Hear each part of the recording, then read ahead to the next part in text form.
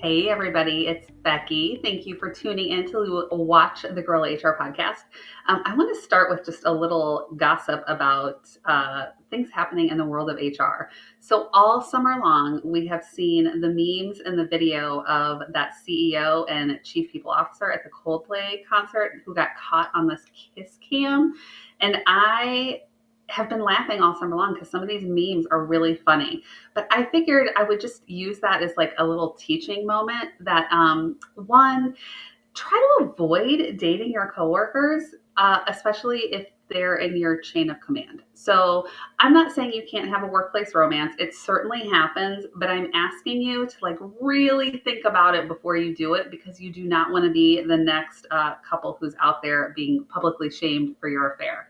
So if you do engage in a workplace romance, if it's somebody who is in your chain of command, a subordinate and manager type of thing, then you probably need to go and talk to HR because that is one of the places where you're going to get into trouble. So if you have a direct report and you're the boss or vice versa, really pause and think, is this something that you're willing to risk your job? Is there the opportunity for you to move into a different role? And part of the issue when we have workplace romances is that sometimes it works out. I have seen it work out for other people, but I have also seen it explode horrifically where like somebody's ex-wife was showing up in the parking lot and yelling at the guy because his girlfriend worked there. And as an HR manager, that was not a problem that I really wanted to be dealing with. So use caution and use common sense.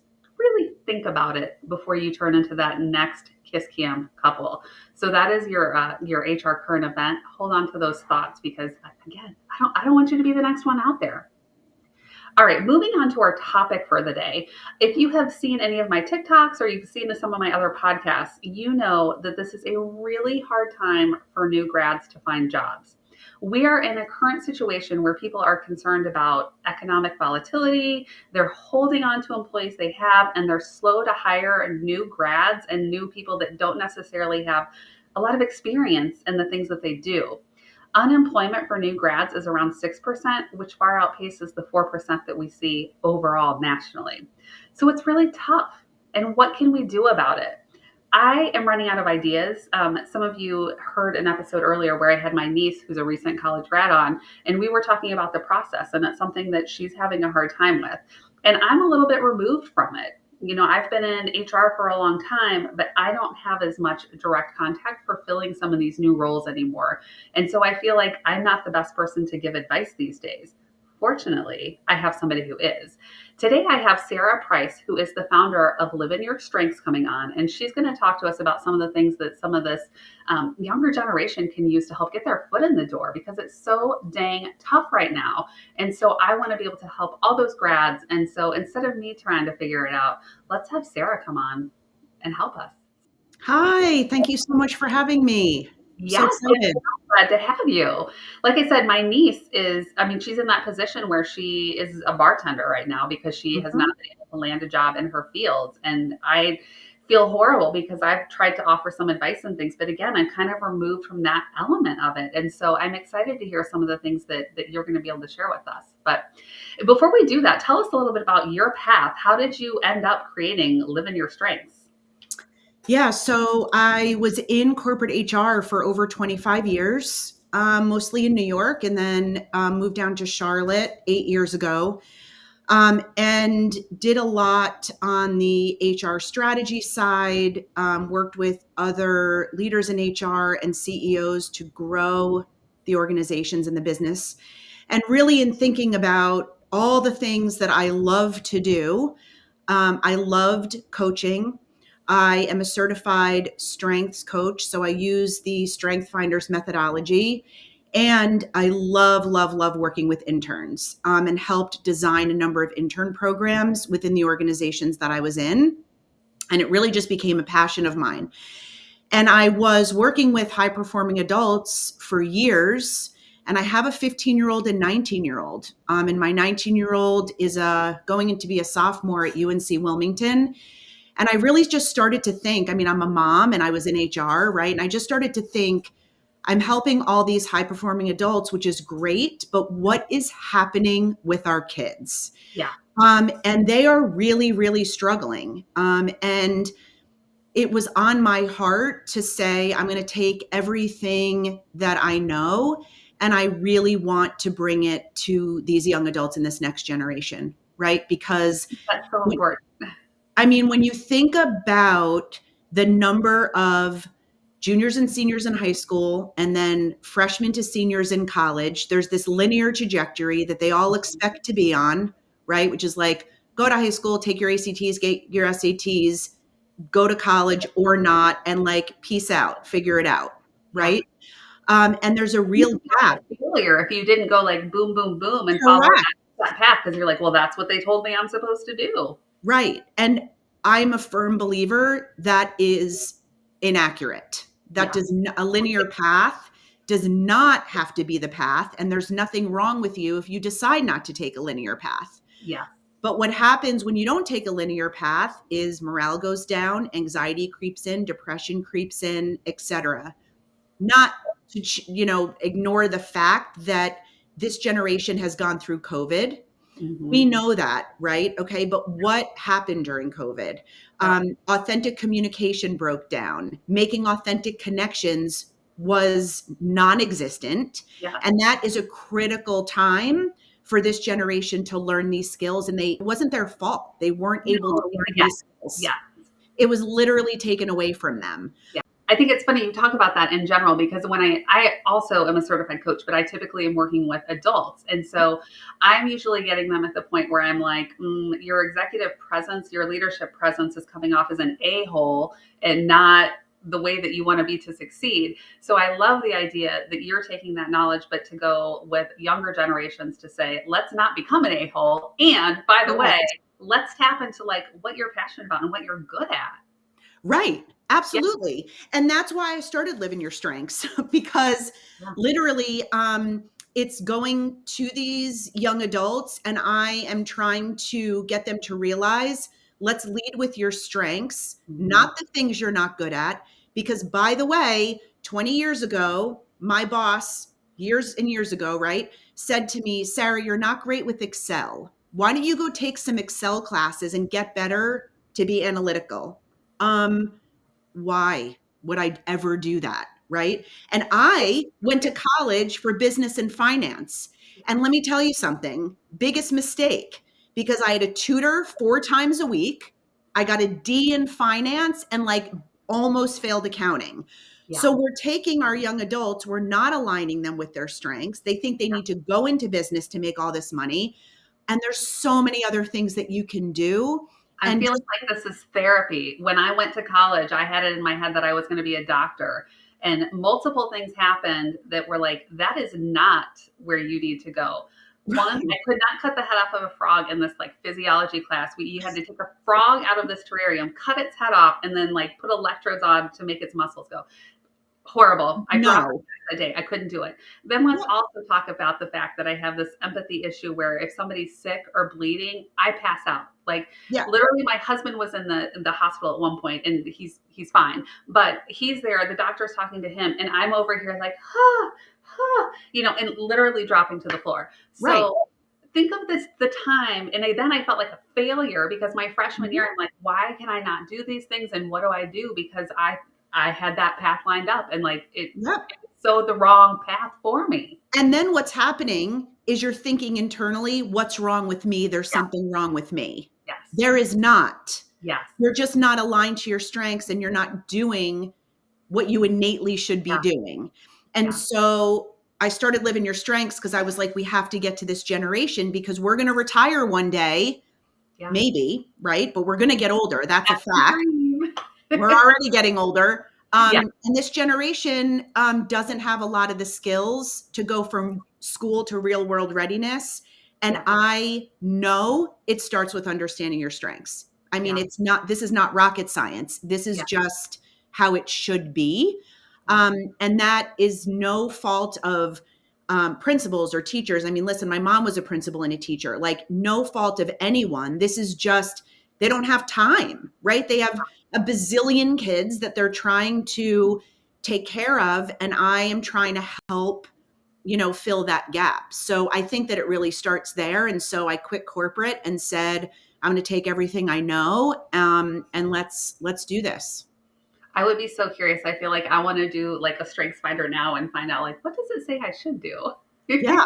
Maybe Well, I need that's a the cool thing, because you membership. can align your strengths to careers too. It's not an exact science or methodology, but certainly you can. And I'm Yeah, sure if I ran your strengths, I could say it's not like it's going to show you want to pass out when you cut open a frog on your strengths, but it is going to talk about empathy, and it is going to talk about some of those, how you feel, act, and think, yeah, right? And so that is how you align to a yeah, career. yeah. Now, as I mentioned, and as you know, it's really hard for these Mhm. younger folks to find jobs. So, what can people do to help them really stand out?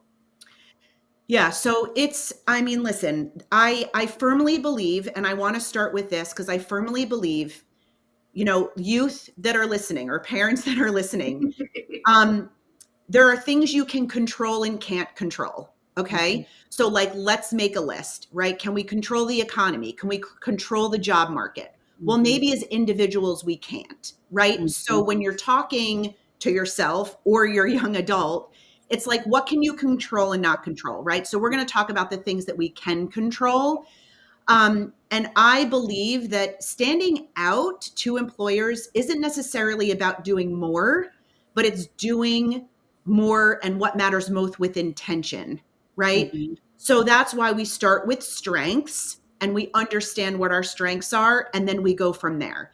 So let me just give you you're like, okay, Sarah, that's great. We're starting with our strengths, but like, what do I do next? So I'm going to talk about a couple things. And this is my experience, 25 years, take it or leave it type of thing. But this is what I believe is happening today. A tailored resume is important. Mhm. And a lot of people say to me, oh, but it has to be one page and et cetera, et cetera. And I can give you specifics about what this should look like. Mhm. It is not going to get through applicant tracking systems if it's one page. Yeah. And so I don't believe that to be true anymore, because back in the olden days, again, when I was in HR, I was opening up envelopes and email and Yeah. reading these resumes, right? And recruiters used to spend 20 seconds on a resume. Now they're spending seven. Wow. Okay. 7 seconds. 7 seconds. 7 seconds. So I'm going to give you some tips about like literally what needs to be at the top of Yeah. your resume. Yeah. So it doesn't need to be one page. Get over that. And Yeah. it doesn't need to be 10 pages either, but Yeah. we need to have some meat in there, and it needs to be aligned to keywords of the job description. Okay. We'll get into resume more, Okay. um, if you want to talk about that. I also think you really have to have a compelling LinkedIn profile that reads like a story and not a list. And I was coaching some young adults recently in the age group that we're discussing, and they were like, I don't even understand LinkedIn and what it is. And I'm like, okay, so think about it like this: 2 billion people are on it, and you're walking into a room where 2 billion people are standing.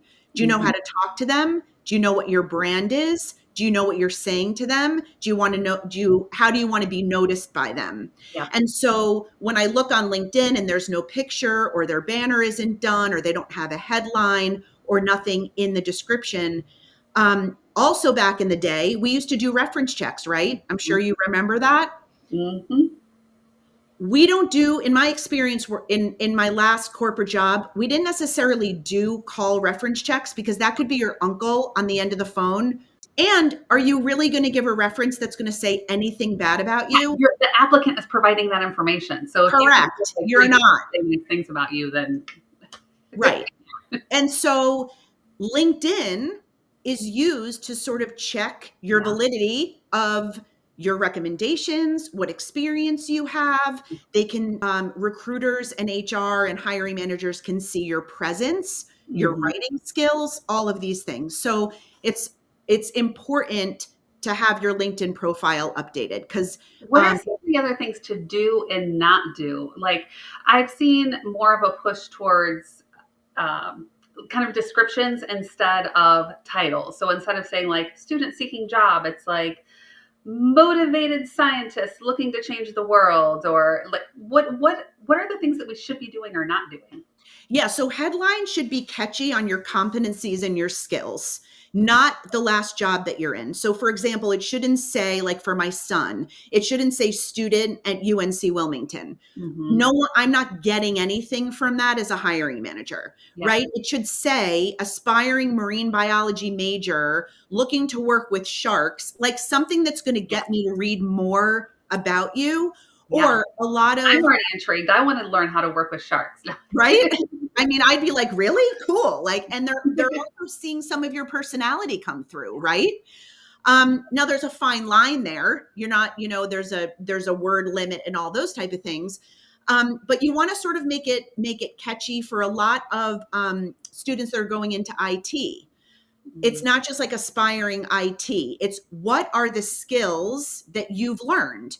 Do you know SEO? Do you know A plus or C Mhm. plus or all of these different types of computer softwares? Because Mhm. I can look really quickly and be like, oh, we're hiring an IT person that needs this. Boom, I can see your skills at the top.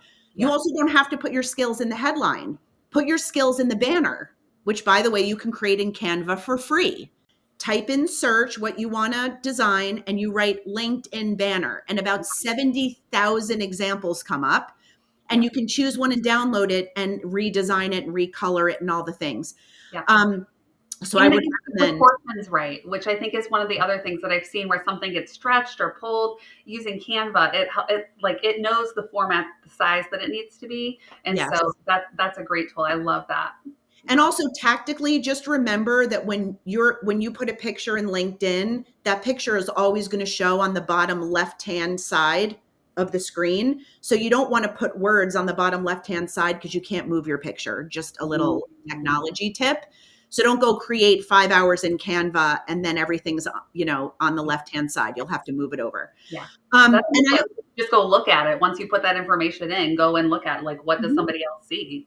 Right. And if you don't know what to do, go in LinkedIn and search up different IT professionals Yeah. and looked at their banners and sort of get some inspiration from other people's. Like you don't have to be super creative to Mhm. figure out what your banner should be. And a lot of people just put the banner of their company logo that they're Mhm. currently at too. I'm not opposed to that, but I Mhm. put some skills in there as well. Yeah.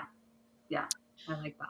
Another thing I wanted to mention is it is really, really important to reach out to people in the jobs that you're applying to because 80% of jobs are landed through networking, not job boards. And I know you're like, Sarah, I know that. We all know that. Networking is so important. But the amount of young adults that I work with, and I teach them LinkedIn strategy, Mhm. and after we do the logistical setting up their LinkedIn, I teach them LinkedIn strategy and all the different algorithms and things and what to do and how to reach out to the company, your first and second and third degree connections, how many connections you have, how to connect with people.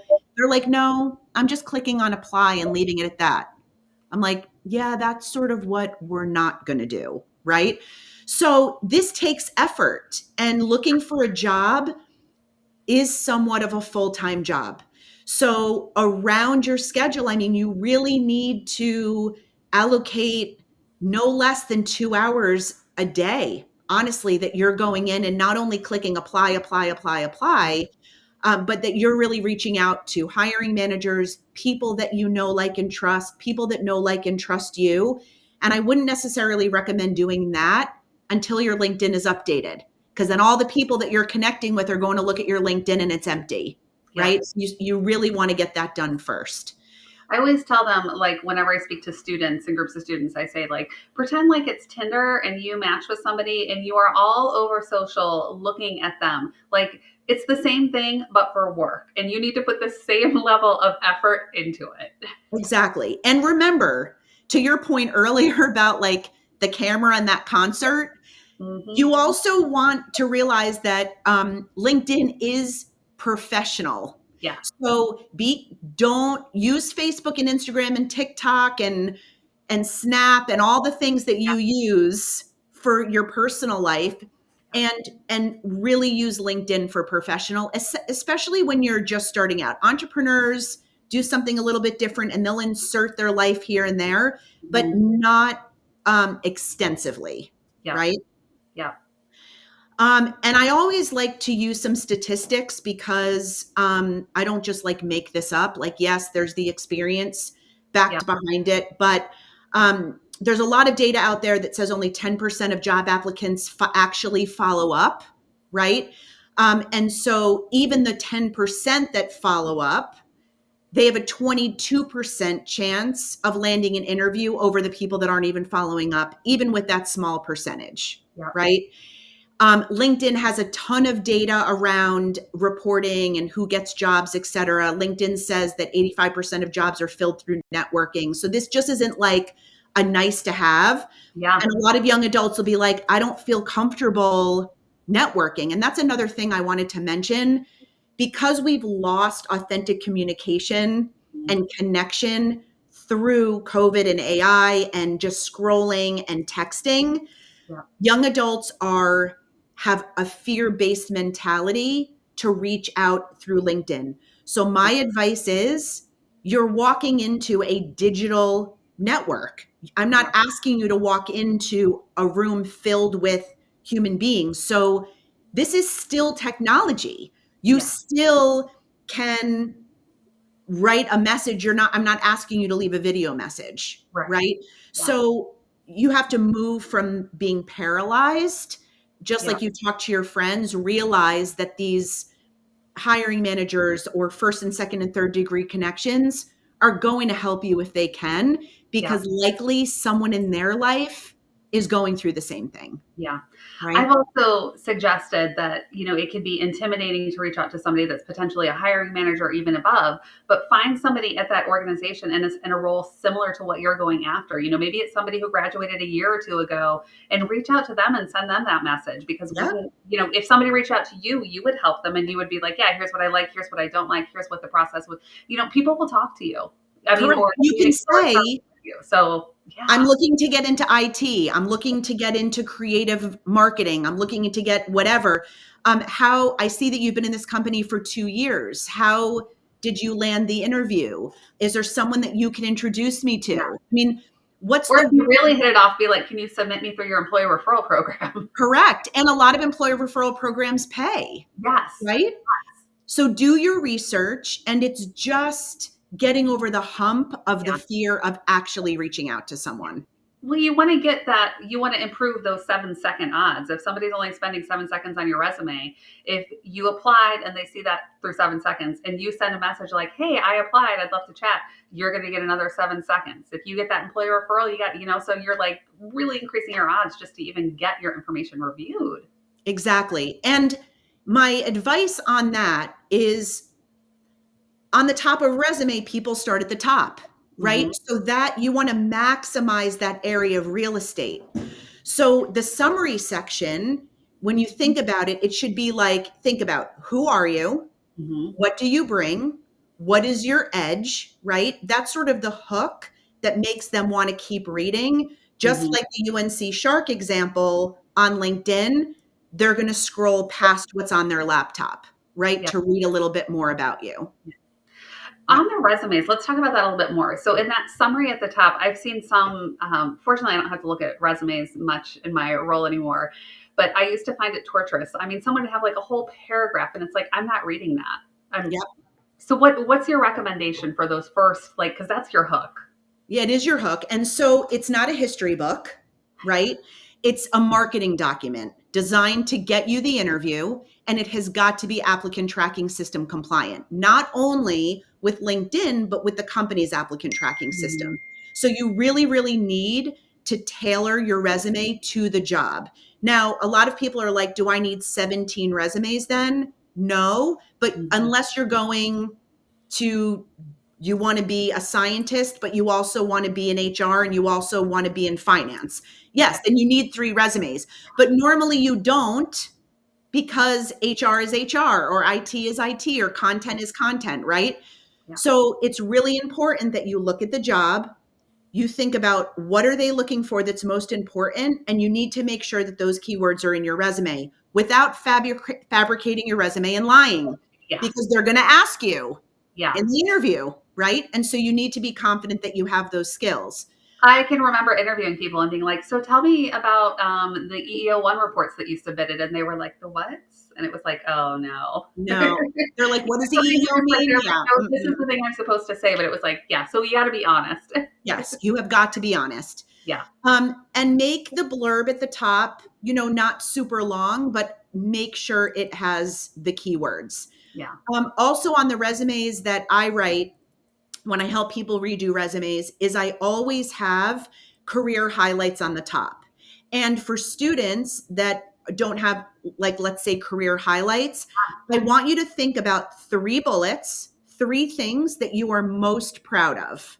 Okay. This could be you traveled abroad by yourself and had to make independent decisions Mhm. and get across 5 countries by yourself. Mhm. It could be, I mean, because think about all the skills that shows, right? I Yeah. can think as an HR person, wow, they did that, right? Yeah. They have critical thinking, they have executive functioning. Like I can get so much from that one bullet. And Yeah. that shows me that you can probably do the job and that you probably fit into our culture, I right? think younger people just don't understand the value of those transferable skills. They get Yes. so caught up in the role-based competency, which yes, those are important, but when you're starting out, they know you don't have those. Right. Really highlighting those transferable skills. So I think that's really important, like you said, that even something that's a trip that could be meaningful to an employer. Absolutely. And also what makes you stand out, Yeah, right? Because you could be competing with hundreds of other applicants, sure. right? And so if I'm reading the top of the resume and I see who you are and how you stand out, it is those competencies and your experience maybe versus the skills that you have. Because by the way, your skills are going to be built into the resume, matching with the applicant tracking system and the job description. So I don't need to see the same things at the top that you're Right. going to have in the description of what you did, right? Yeah. It could be you volunteered at 3 organizations during school. You were the Mhm. president of whatever organization, right? Leadership skills and smarts and all of the things. So it could be that you were the captain of a sports team, or that you held an internship for 3 years, or you were asked to come back that next year. So don't overthink it. Just Yeah. say, okay, what are 3 things that I'm really proud of that differentiate me? And put that in a section at the top. I like that. I like that.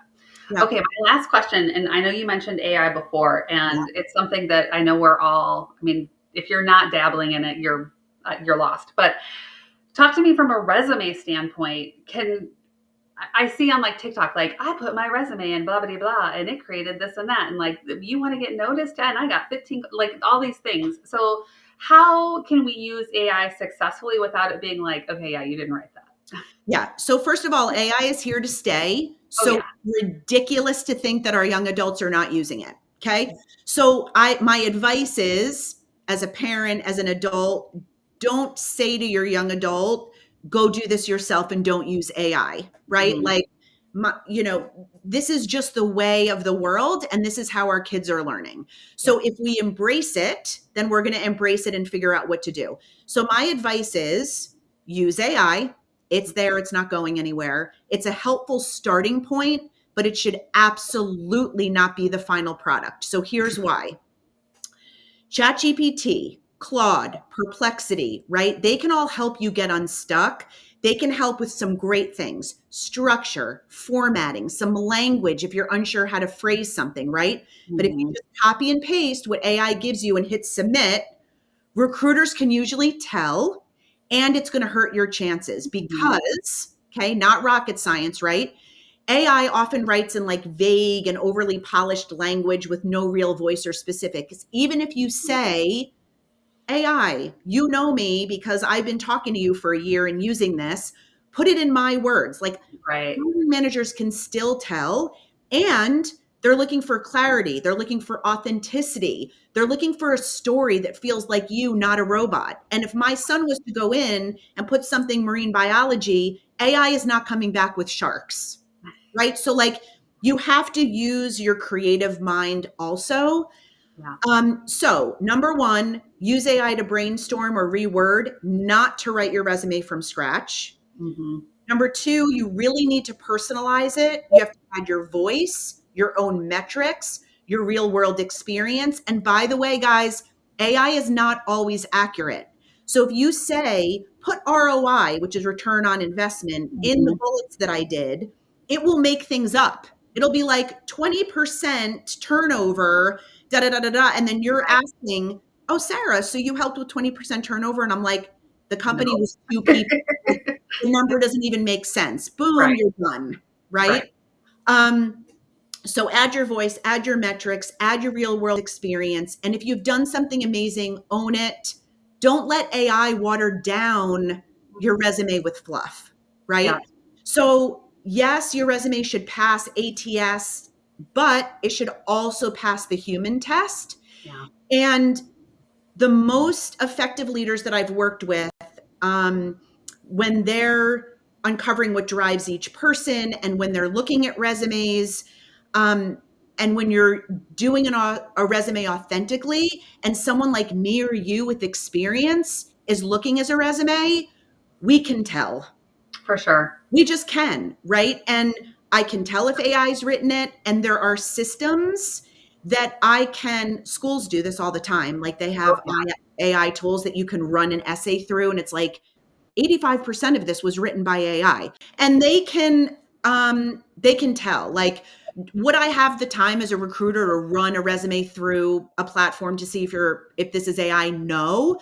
But more than most cases, it's the human reader like me, right? Someone with 25 years experience, or you, or someone with 5 or 10 years experience as a recruiter. We can sense that it's generic or impersonal, right? And I'm going to look at both and be like, yeah, this was written by AI. By the way, if it's written by AI and I think it's written by AI, then I have trust issues. Yeah. Because now, what are you going to be like as an employee? Right. Are you going to use your brain? Are you going to think? Are you smart enough? Like, are you going to look for shortcuts? Yeah. So there's some bias and unconscious bias that comes in there where now I'm making an assumption, not a fact, about how I think you're going to show up in the workplace. And Yeah. that could be dangerous for you, right? Yeah. I think you've shared a lot of really good tips. And I think it really comes back to being authentic. And I think that starts with kind of where we started in this conversation about what are your strengths? What are you into? And if you start there and build on it, then you can apply these tips to then how do you market yourself to know that? So I think it really is being authentic from the jump. And then hopefully that will land you in a good, successful career.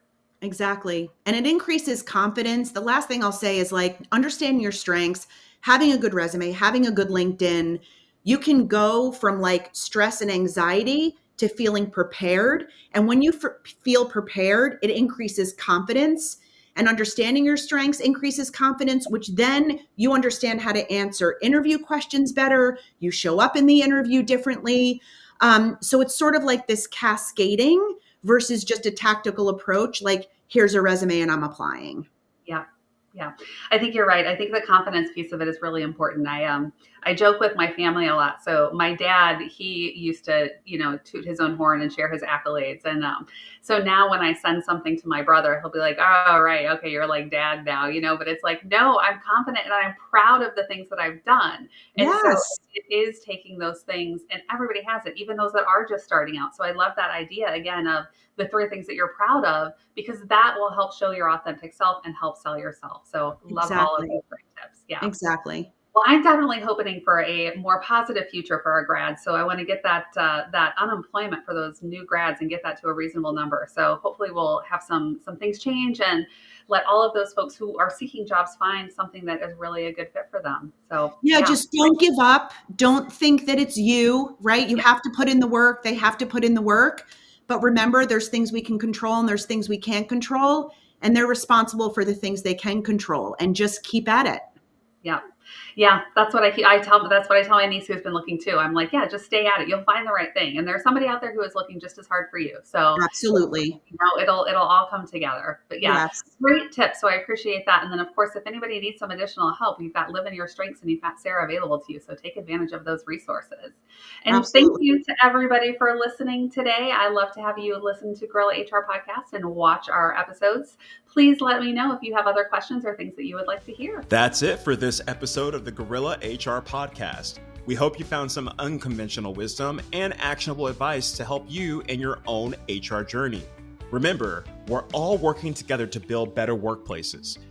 Want to join in the conversation? Send us your questions, stories, and maybe even your own guerrilla tactics to podcast@gorilla-hr.com.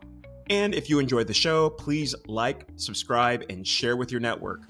Until next time.